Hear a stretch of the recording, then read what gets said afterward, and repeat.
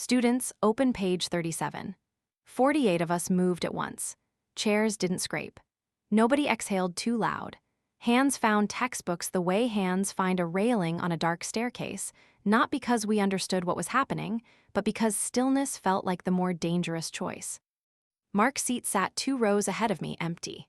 Nothing was in it but a dark stain still spreading slow and unhurried across the wood grain, and none of us had gone anywhere near it, and none of us were going to. He'd been gone 11 minutes. I know because I'd been counting the ticks of the wall clock since the floor first opened beneath him. Since the pale hands had come up through the tile, like grass growing in reverse, closed around him without any hurry at all, and pulled him down into a mouth I still hadn't let myself fully remember the shape of. The room had gone that particular kind of silent that doesn't come from politeness. It comes from watching something you can't unsee, and understanding, all at once, that screaming wouldn't bring it back. The teacher stood at the front of the room in a perfectly pressed blazer, hands folded, waiting the way any professor waits for a class to settle. He was young, elegant, the kind of handsome that made you want to trust him before he'd said a full sentence. That was the worst part. Nothing about him looked wrong. Everything about the room did. His eyes passed over the stain where Mark used to sit the way you'd glance past a chair left pulled out, and landed on the boy sitting directly behind it. James's jaw tightened. His pencil, still resting where he'd set it down, rolled off the edge of his desk, and neither of us reached for it. Mark had been his best friend since the 2 of them were 9 years old. He had maybe 11 minutes of not being allowed to grieve, and now his name had been called. Read the passage about the murder of the first president. James's hands weren't shaking when he opened the book. That surprised me until I understood a beat too late that he'd simply learned, somewhere along the way, how to make his hands stop. The text on page 37 wasn't text. Ink lifted off the paper the way smoke lifts off a snuffed candle and rebuilt itself into a theater, gaslight, a crowd holding its breath. And then James wasn't in his chair. He was standing in a box seat above a stage, in clothes that weren't his, breathing air that smelled of tobacco and old velvet.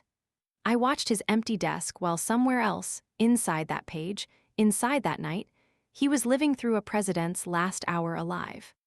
I don't know exactly what he saw in there. None of us who stayed behind did.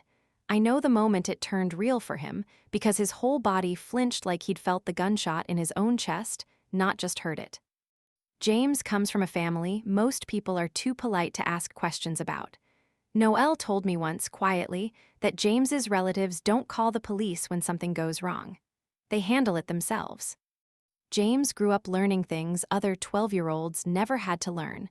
How to hold a knife without your grip telling anyone you're afraid. How to keep your face still around blood. How to survive being terrified without letting the fear reach your hands. He used to say he hated them for it. He said it like a joke, the way people say things they don't want you to ask a follow-up question about. That afternoon, whatever they'd trained into him was the only thing standing between him and the man in the box seat, who turned, slowly, deliberately, and looked directly at James the way you look at someone who isn't supposed to be able to see you. He smiled. James kept reading. His voice didn't rise. His voice didn't break. He read every horrifying line the page demanded of him in the flat, controlled tone I imagined he'd once used to recite lessons that had nothing to do with history at all.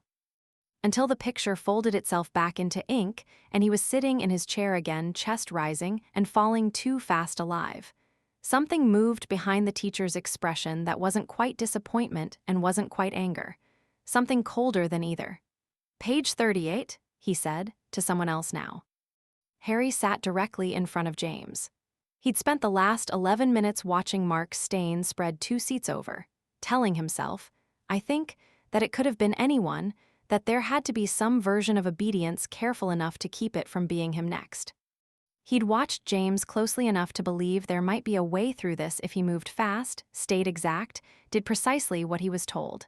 He opened the book. The trenches rose out of the page the way heat rises off asphalt. Mud, wire. Gunfire close enough to feel in your teeth. "Read," the teacher said. Harry's mouth opened. Nothing came. I watched his throat work around a sound that never arrived, watched his fingers dig white-knuckled grooves into the desk's edge. The teacher only repeated the word, patient as a metronome, and the pages of the book began to widen. I understood a half-second before it finished happening, and I still couldn't make myself look away in time.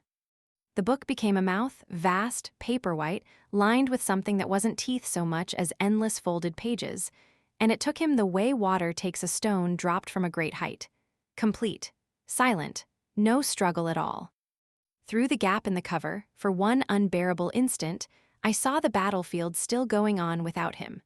Then the book closed itself with a small, ordinary sound, like someone finishing a chapter they'd meant to finish all along. When it opened again a moment later, at the teacher's hand, there was nothing inside it but a faint red bloom spreading across the paper, already fading, already being absorbed the way the stain, where Mark used to sit, had already started to dull at its edges. Nobody made a sound. 46 of us sat in a room where 2 people had just been erased in front of us, and the loudest thing in it was the clock. Because every one of us had been raised on the same unspoken rule, that panic was a weakness you could not afford in front of people who were watching to see if you had one. The teacher closed his own book with that same soft sound. "It's time for lunch, students," he said, and walked toward the door as though he hadn't just erased 2 lives in 6 minutes. "I need to take you back now. 30 minutes to be exact. None of this will make sense otherwise. 30 minutes earlier, my name is Ashley Sinclair. I earned my seat at Ethelwold University the hard way, 4 scholarship exams, 2 winters of studying by lamplight after the evening chores were done. A letter that made my mother cry at our kitchen table in a way I'd never seen her cry before, not even at funerals. I was the top-ranked student in our elite class of 49. Almost everyone else came from money I hadn't been able to properly imagine a year earlier. Old money families who dressed down on purpose, political dynasties, shipping empires, and a few surnames that made professors visibly straighten their posture. They weren't lazy. That's the mistake people make about the wealthy. Every one of them studied like their whole future depended on it, because it did. Most had been drilled since childhood in things I'd only ever read about: risk, negotiation, how to read a room for a threat before the threat had finished announcing itself. I was the only one whose future depended on nothing but me. Noel sat beside me, at the back, where he always sat. He dressed like he couldn't afford new shoes. It took me 3 weeks to learn his family owned the company that printed our textbooks. His mother had died when he was 5. He told me once, in the flat, unbothered way people tell you things they made peace with a long time ago, and his father never remarried, never even dated, as far as Noel knew. Noel never chased what the rest of the class tore each other apart over. He'd already built something of his own and treated the social war around him like weather he'd decided not to dress for. That morning, before the bell, I ducked into the girls' bathroom to fix my collar and found a bottom drawer someone had left half open. A cracked mirror propped against the wall behind it, and inside, forgotten, a blood-red lipstick with a chip in the cap. I don't know why I picked it up instead of leaving it. Farm habit, maybe. You don't walk past something useful and leave it to rot. I dropped it in my bag without thinking twice about it. "You're doing the thing again," Noel said, once we were seated, nodding at my hands. I'd been picking at a loose thread on my sleeve. "What thing?" "Where you notice something's wrong before anyone else has." I hadn't noticed anything yet. Not really.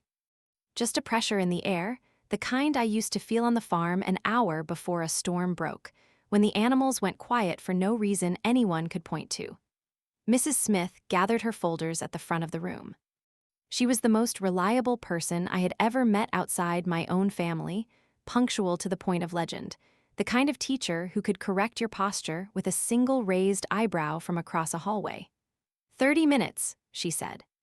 I expect this room exactly as I left it. She left. The door clicked shut the way it always did. 30 minutes later, she hadn't come back. I looked out the window because that's what I do when I need to think, and the city was gone, not damaged. Not obscured. Gone, replaced by a forest that ran to a horizon under a sky the color of a healing bruise, its far edge blurred, with a thin gray fog that never seemed to lift or drift, just sat there patient. Like it had somewhere better to be and was waiting for permission. No signal on any phone. No network for the classroom monitor to find, though it kept trying, blinking hopefully into nothing. The door opened with a sound I had never heard a door make before. A long, low groan, like something exhaling for the first time in years. The man who walked in was young, elegant, beautiful in a way that made every tailored blazer in the room look like a costume by comparison. Something about that beauty made the hair on my arms rise before he'd said a word. "Mrs. Smith has resigned," he said, pleasant as a weather report. Theo, whose family owned half the shipping ports on the coast, who had never once in his life been told no and meant it, stood up. "Who are you? Where is she?" Ethelwold doesn't just replace a teacher without, 2 fingers rose, almost lazily. A black smoke arrow buried itself in Theo's forehead before he finished the sentence. The floor opened beneath him, thousands of pale hands rising like grass growing in reverse, and pulled him down the way you'd tuck a child into bed he was too tired to argue about. When the tile settled back into place, all that remained of Theo was a dark, wet handprint on the floor, already cooling. The teacher didn't look at it. "Open your books," he said, "page 37. And that's where I started telling you all of this." By lunch, 46 of us left. Hunger had made everyone reckless in a way even the last 2 deaths hadn't managed. The cafeteria lady stood behind the counter, humming something I half recognized, soft and round in her flour-dusted apron, from the waist down at least. Above the apron, there was nothing. The stump of her neck ended in a clean, bloodless line, and still she spoke, warm and maternal and utterly unbothered by her own absence. I'd eaten in that cafeteria for 2 years. She'd always had a habit of fussing over the scholarship students especially. "Eat more. Look at you. Skin and bones." The kind of thing you'd hear from someone who'd grown up hungry herself and never quite let go of it. "Oh, you're all so thin," she said now, exactly the way she always did. I can't find something important. Has anyone seen it?" The food on the trays had gone the color of old bruises, rot climbing the edges of meat that shouldn't have had edges at all. Nobody touched it. I studied her instead of the food, the way you'd study a sick animal, not with panic, just attention. "What's she saying underneath what she's saying?" "Auntie," I said, "you look skinny today." Delight moved through her whole body like sunlight moving across water. "Aren't you sweet? I can't find my head, dear. I've looked everywhere." We searched under tables, behind the counter, inside a walk-in freezer that shouldn't have still been humming. I was the one who finally looked up. Her head hung near the ceiling fan, turning slowly with each rotation, a tongue drooping down nearly to the tile, drooling in thin ropes, watching all of us with a smile that didn't belong on a face separated from its body. I opened my mouth to say the thing I already understood she wanted. I wasn't fast enough. Ella, who had spent the whole semester trying to outrank me, who'd once told a professor I must have cheated because I'd finished an exam faster than her, pointed straight up. "Aunt, that's your head, right? I'm right? Please give me good food, I'm hungry." The tongue dropped like a whip cracking. 1 second she was standing there with her chin lifted the exact way it always lifted when she believed she'd won something. The next, she wasn't there at all, and the only sign she ever had been was a thin red arc across the tile, already drying at its edges. The tongue turned toward me, tasting the air, and Noel's hand closed around my wrist before I'd registered him moving. He hurled a fistful of rotten vegetables at the head with a force I hadn't known was in him. It recoiled, furious, and he pulled me half a step behind him without asking. "Don't worry," I told him, my voice steadier than my hands. "Stay behind me." I reached into my bag and found the lipstick from that morning, the chip in its cap catching the fluorescent light. "Auntie," I said, holding it up, "I found the lipstick you've been looking for. I think it's the right shade." "Really, girl, you're so thoughtful." I climbed onto a chair and pressed it into the head's waiting mouth, careful to keep my fingers well clear of the tongue. The relief that rolled off that headless body was almost worse to witness than her missing head had been. Trays of warm, ordinary food replaced the rot in front of the 2 of us only. Noelle and I ate, and the rest of the surviving students watched every bite. I could feel the arithmetic happening behind those stares. Whatever their family names bought them out in the real world, none of it bought anything in here. I could see things in this place that they couldn't, and some of them were already starting to hate me for it. We went back to class, All of them were starving and thirsty, and half the room made straight for the tap in the corner sink. I filled a cup, held it to the light out of pure habit, and stopped.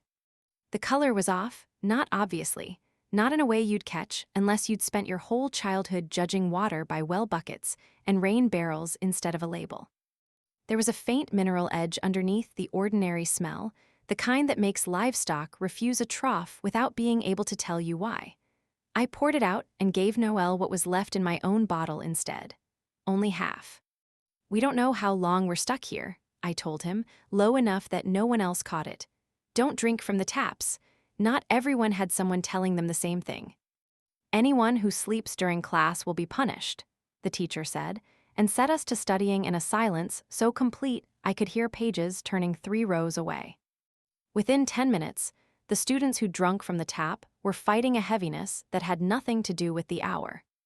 Matthew, 3 seats over, let his head drop toward his book, jerked upright, and for 1/2 second his desk seemed to open beneath his folded arms into something jagged and dark before it was simply a desk again.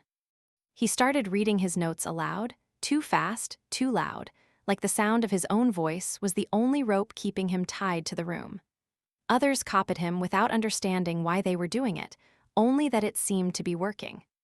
Soon half the class was on its feet, pacing between desks, reading aloud, anything to stay upright. The teacher watched with a smile that had stopped being polite somewhere along the way and become something closer to entertained.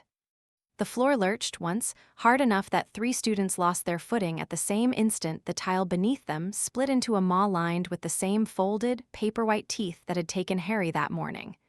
Tina, Rosie, Andrew. Gone before any of us had finished flinching, 3 ragged patches on the tile, the only proof they'd ever stood there. The teacher didn't react. 15 minutes remained on a clock none of us remembered being set. I went through my bag with hands I couldn't quite steady and found the little tin my grandmother had pressed into my palm the morning I left for university, mint and ginger. The same candies she used to make whenever I had to study past midnight before an exam.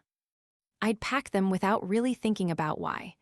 I understood, watching my own hands open the tin, that some part of me might have known this day was coming long before I did. "Keep it in your mouth," I told the class, passing them out as fast as I could. "Don't swallow it, don't chew it. Just hold it there and think about everyone we've already lost today. Don't let your mind go soft." A few of them cried while they did it.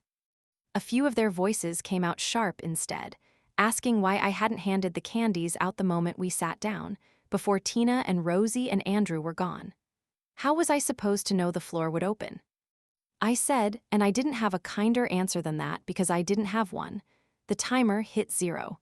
The teacher left without a word. "You have 10 minutes to reach the locker room," the teacher announced, and a countdown burned faintly in the air above the door, precise to the second. The walk from our classroom to the gymnasium locker room normally took 9 minutes at a brisk pace. Nobody had ever run it. We ran it now, and the corridor seemed to stretch and fold in ways that made no sense against the building I'd walked through that morning. A few students stopped in the hallway to argue about which way was faster, wasting precious seconds pulling rank on each other out of old habit. "Why don't you save your own lives first?" Noelle snapped at them, not slowing down, and criticize her after. They followed. The ghosts came out of the walls for the slowest of us. I heard it before I understood what I was hearing, a sound like wind through a door left open too long, and then nothing at all where a voice had been half a second earlier. 6 students didn't make it to the field. I won't describe what the floor did to them.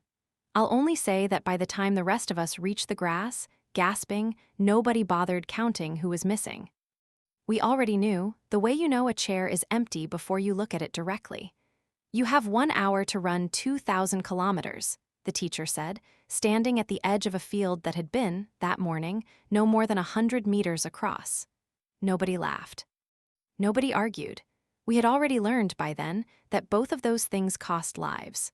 So we ran, because running an impossible number felt better than standing still and finding out what happened to the people who didn't try. I want to be honest about what that hour was actually like, because it wasn't clever and it wasn't calm. I didn't jog along working out the trick of it while the others panicked. I ran like everyone else ran, badly, desperately. crying without meaning to, because crying takes air you don't have and I couldn't make myself stop anyway. My lungs went first, that specific burn that starts as effort and turns, somewhere past the point you can argue with it, into something closer to drowning. Then my legs, which had carried feed sacks and firewood and hay bales my whole life, started shaking in a way I had never once felt them shake before, like the muscle itself had simply run out of instructions to follow. Students went down around me, one after another. Some got back up.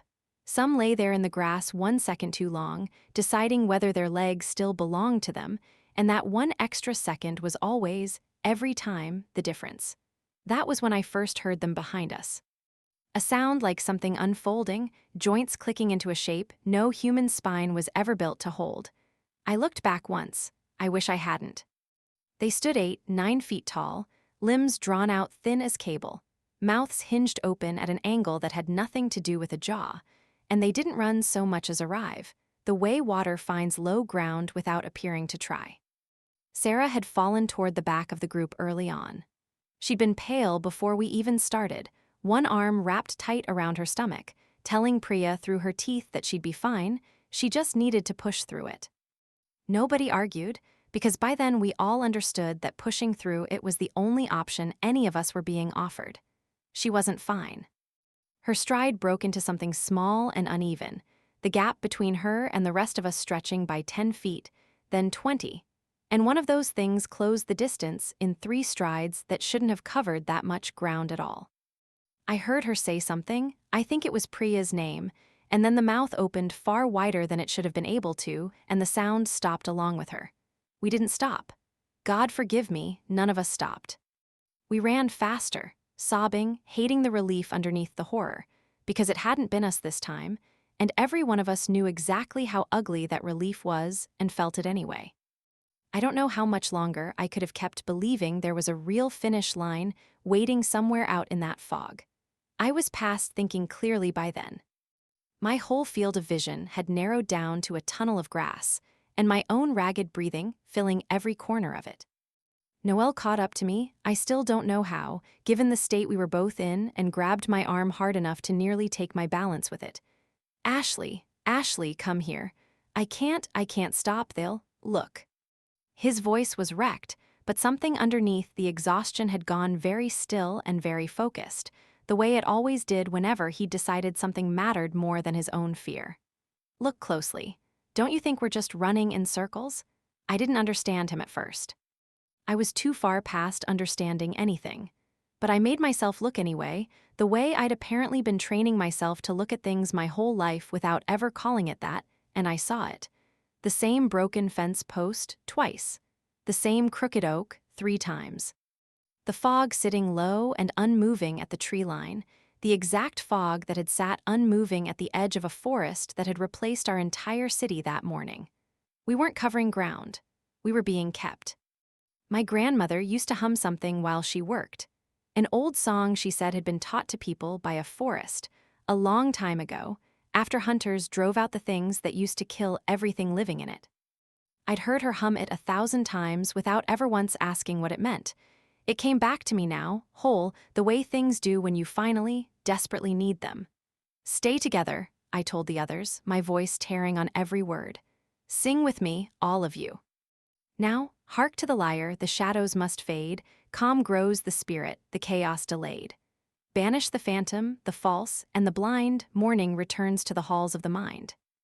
Our voices came out broken and off-key, half of them barely more than gasps shaped into words, and it didn't matter.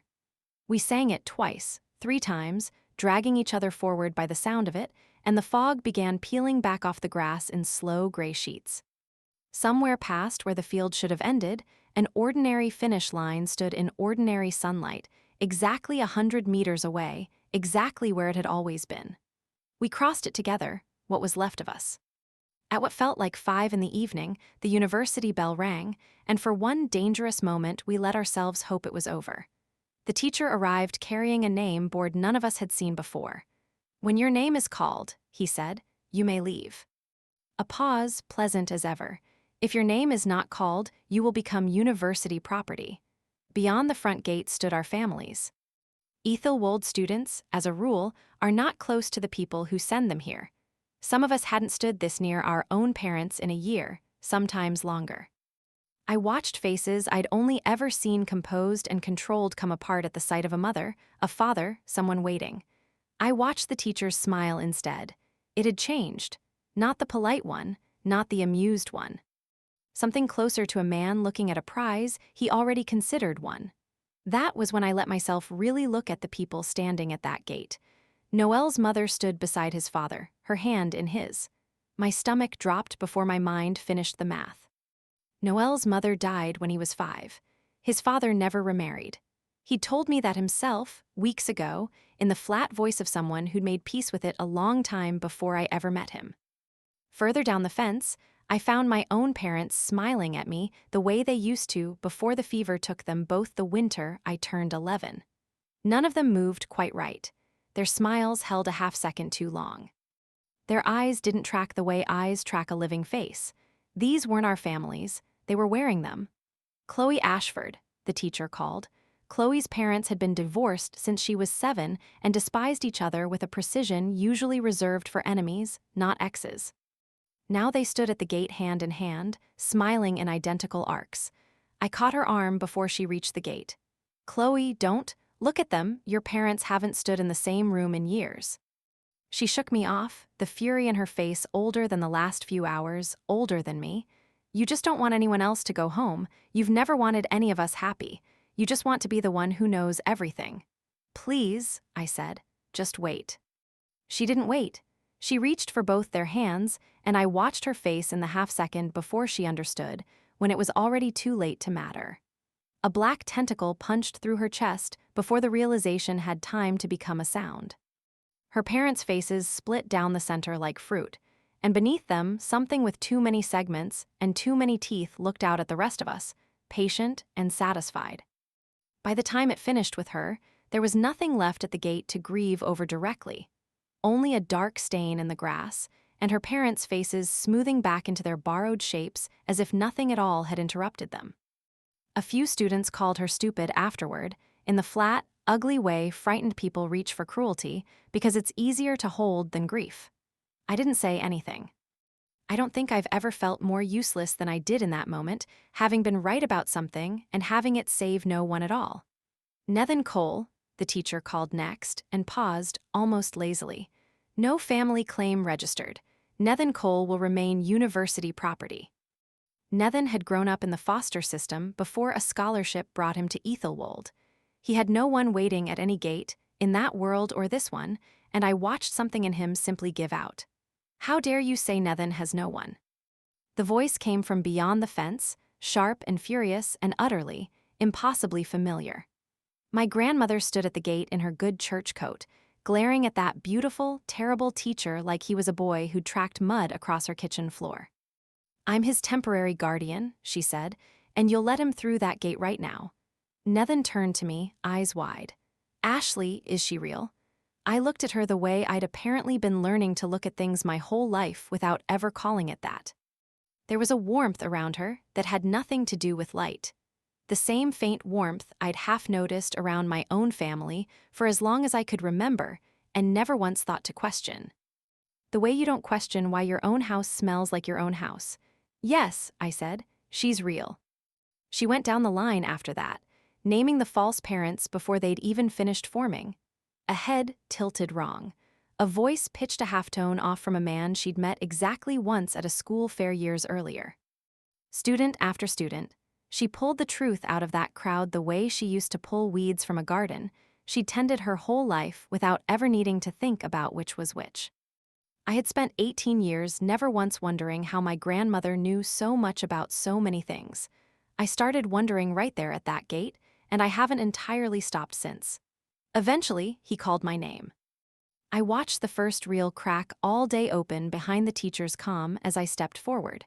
Whatever shape his plan had truly taken, it was coming apart now, and he did not intend to let it come apart quietly.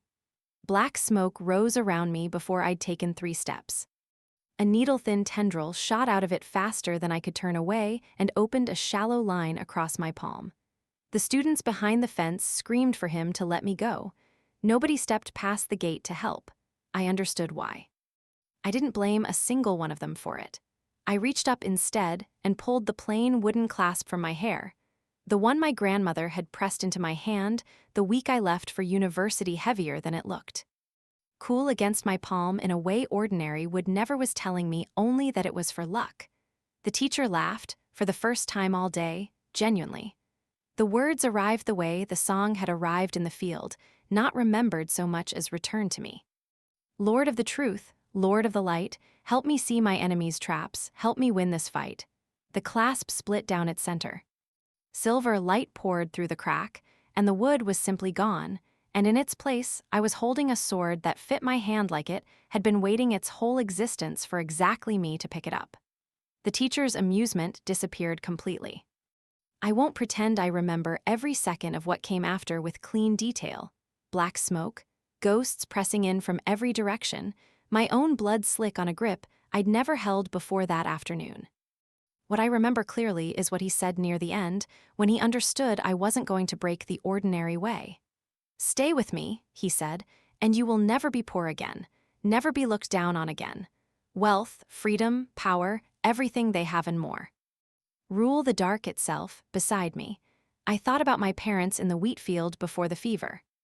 I thought about my grandmother's coat at the gate, and the candy tins still open in my bag, and Noel throwing rotten vegetables at a monster to buy me 2 more seconds of standing.